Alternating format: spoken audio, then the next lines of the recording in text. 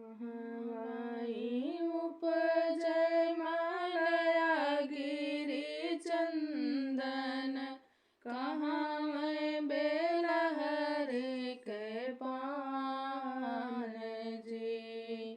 कहाँ माई जनमी है सीता रनियवा, कहाँ माई श्री भगवान जी। कहाँ माँ जनमी है सीता रनियवा, कहाँ माँ श्री भगवान जी।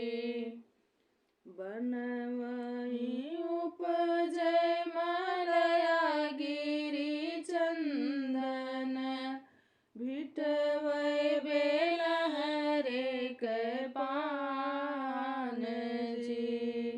राजा जनक घर सीता रनियवा, दशरथ श्री भगवान जी। राजा जनक घर सीता रनियवा, दशरथ श्री भगवान जी।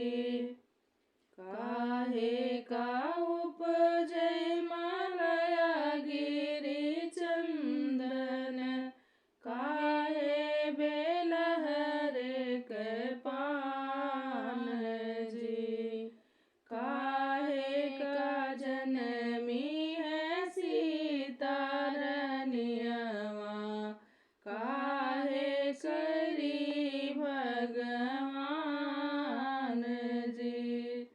काहे का जनमी है सीता रनियवा, काहे श्री भगवान जी। मथवा लगावे मलया गिरि चंदन, मुहुरा रंगन कह पान जी। बियह का बाटी सीता रनियवा, रहस रचय भगवान जी। बियह का बाटी सीता रनियवा, रहस रचय भगवान जी।